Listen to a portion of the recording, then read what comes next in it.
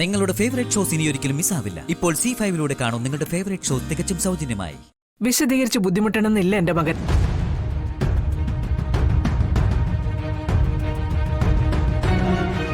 ഞാൻ എല്ലാം അറിഞ്ഞു.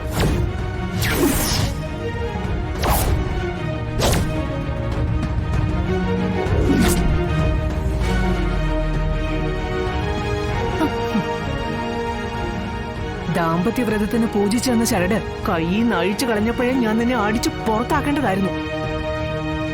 അന്നത് ചെയ്യാതിരുന്നത് എന്റെ തെറ്റ്. അല്ലെങ്കിൽ ഇപ്പോഴെനിക്ക് ഇവിടെ വന്ന് നിൽക്കേണ്ടി വരില്ലായിരുന്നു. സാരമില്ല, കുറ്റം മുഴുവനെ എന്റെ തന്നെയാ. രോഹിത് ഒരു പെൺകുട്ടിയെ കൂട്ടിക്കൊണ്ടു വന്നപ്പോ സത്യഭാമയുടെ മരുമകളാകാൻ അവൾക്ക് യോഗ്യതയുണ്ടോന്ന് കൂടി നോക്കണമായിരുന്നു ഞാൻ. കയ്യിൽ നിലവിളക്ക് കൊടുക്കുന്നതിന് പകരം തലയിൽ ചാണകവെള്ളം ഒഴിച്ച് പുറത്താക്കണമായിരുന്നു.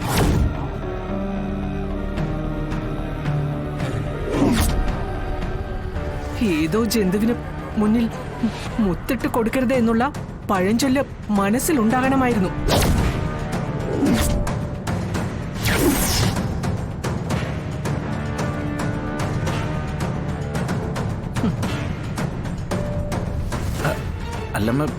ശാലിനി, നിനക്ക് നിന്റെ അനിയത്തിയെ നന്നാക്കാൻ ഞാൻ 7 ദിവസമാണ് അനുവദിച്ചത്. ഇനി അതിന് മെനക്കെടണമെന്നൊന്നുമില്ല. അഴുക്ക് ചാലി കിടക്കുന്ന അട്ടയ്ക്ക് പട്ടുമെത്ത ഇണങ്ങില്ല.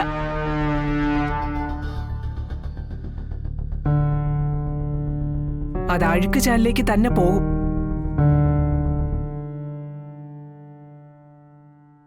ഒപ്പം കളക്ടറമ്മയാവാനുള്ള നിന്റെ മോഹം എടുത്ത് പരണത്ത് വെച്ചേക്ക്. നീയാണോ നാട് നന്നാക്കാൻ പോന്നേ? അമ്മ ഇങ്ങനെയൊക്കെ പറയാൻ മാത്രം ഇവിടെ എന്താ ഉണ്ടായേ?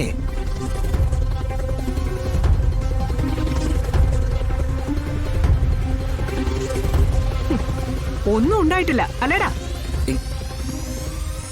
രോഹിത് കഴുത്തിൽ കെട്ടിയ താലിയും അണിഞ്ഞ് ഇവൾ മുൻ കാമുകനെ കാണാൻ പോയിട്ടില്ല അല്ലേ?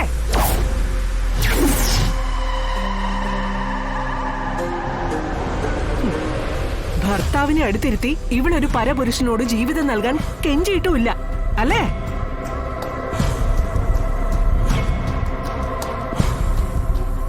ഒടുവിൽ അവൻ പുറംകാലുകൊണ്ട് ചവിട്ടി എറിഞ്ഞപ്പോ ജീവിതം അവസാനിപ്പിക്കാൻ വഴിയെ വന്ന ഒരു കാറിന് മുന്നിലേക്ക് ഇവൾ എടുത്ത് ചാടിയിട്ടുമില്ല അല്ലേടാ?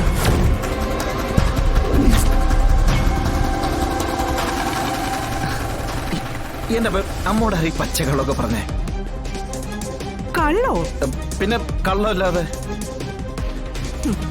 എടാ, എന്നെ ഇനിയും കബളിപ്പിക്കാൻ ശ്രമിക്കുകയാണോ നീ? എന്റെ അമ്മ, ഞാനെന്തിനമ്മ കബളിപ്പിക്കാൻ ശ്രമിക്കണേ?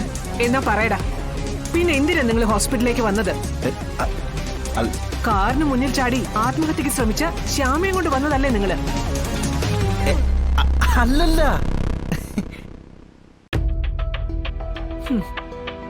എന്നാ പറ, ഹോസ്പിറ്റലിൽ നിങ്ങൾക്ക് എന്താ കാര്യം? ഹോസ്പിറ്റലിൽ ഇപ്പൊ എന്താ കാര്യം എന്ന് വെച്ച് കഴിഞ്ഞാ, ഹോസ്പിറ്റലിൽ എന്താ കാര്യം?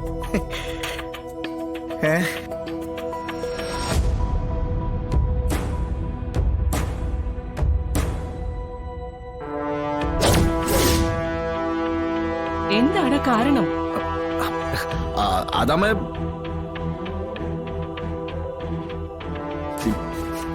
ശാല്യമ്മേ കാരണം.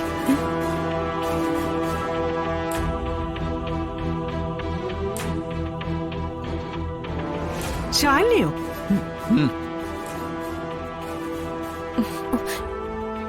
ഇവക്ക് എന്താടാ കുഴപ്പം? അയ്യോ, ടെൻഷൻ അടിക്കണ്ട. നമുക്ക് സന്തോഷിക്കാൻ വകയുള്ള ഒരു കാര്യ.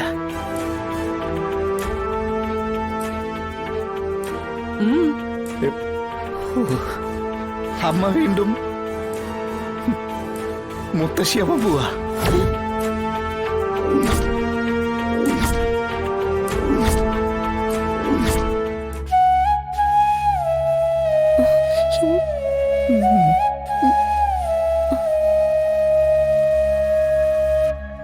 സത്യം? അതെ, അതാ സത്യം. ദീപകിന്റെ കഥയൊക്കെ പറഞ്ഞിട്ട് അമ്മ ആരോ തെറ്റിദ്ധരിപ്പിച്ചതാ. ഈ രോഹിത് ശ്യാമെ ദീപകിന്റെ അടുത്തേക്ക് കൂട്ടി കൊണ്ടുപോകുന്ന അമ്മ കരുതുണ്ടോ? ഉണ്ടോ?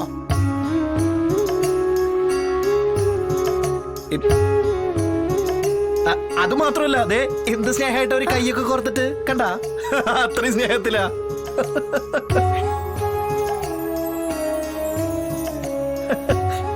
അല്ലമ്മ, അല്ലെങ്കിൽ തന്നെ അമ്മ നോക്ക്, ആക്സിഡന്റിൽ പെട്ടതിന്റെ എന്തെങ്കിലും ഒരു പരിക്കുണ്ടോ ശ്യാമയുടെ ദേഹത്ത്? നോക്ക്, നോക്കമ്മ, ഉണ്ടോ? അതാണ് അമ്മയെ പറഞ്ഞത്, കള്ളക്കഥ പറഞ്ഞിട്ട് അമ്മ ആരോ തെറ്റിദ്ധരിപ്പിച്ചതാ. നിനക്ക് ചുറ്റും ഒരു നിഴൽ യുദ്ധം നടക്കുകയാണ് ഭാമേ. അതും ശാലിനിയുടെ തന്നെ പ്ലാനായിരുന്നു.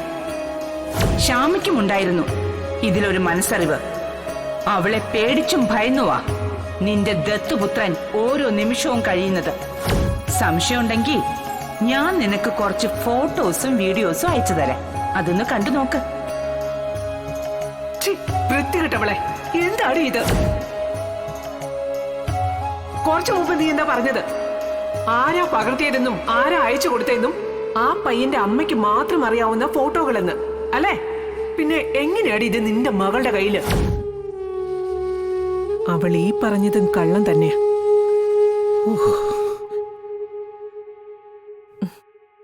അല്ല, നിങ്ങളെന്തീ കാര്യം നേരത്തെ പറയാഞ്ഞത്? അതെന്താന്ന് വെച്ചാലേ, ഈ വീട്ടിൽ വെച്ചിട്ട് ഒരു തലയൊറ്റലുണ്ടായപ്പോ ശാലിനെ നേരെ ഹോസ്പിറ്റലിലേക്ക് കൊണ്ടുവന്നാ. അപ്പോ ഞങ്ങൾക്ക് ചെറിയ സംശയമൊക്കെ ഉണ്ടായിരുന്നു. പിന്നെ ഇവിടെ എത്തിയപ്പോ ഉറപ്പായി. പിന്നെ വിവരം അറിയുമ്പോ ഇവര് അടുത്തുള്ള റെസ്റ്റോറന്റ് ഉണ്ടായിരുന്നു. പിന്നെ ഞാൻ അവരെ കൂടെ വിളിച്ചു വരുത്തിയത് ഒരു ധൈര്യത്തിനെ. പക്ഷേ അമ്മയോട് ഇക്കാര്യം പറയണ്ടെന്ന് പറഞ്ഞതോ?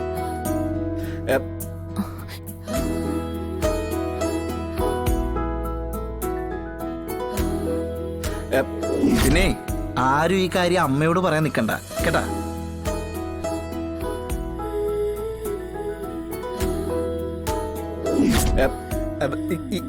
എന്ന് വെച്ചാ ഞാൻ അമ്മ അറിയരുതെന്ന് പറഞ്ഞത് അതല്ലേ? അതെ. അതെന്താന്ന് വെച്ചാലേ, ഞങ്ങളെല്ലാരും കൂടിയിട്ടേ അമ്മയ്ക്കൊരു സർപ്രൈസ് തരാന്നങ്ങോട്ട് വിചാരിച്ചു.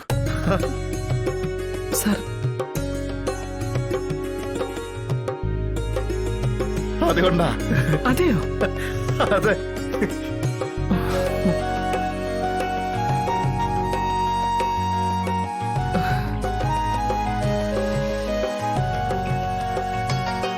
ക്ഷമിക്കണം മോളെ, ഈ സമയത്ത് നിന്റെ മനസ്സ് വിഷമിപ്പിച്ചതിന്.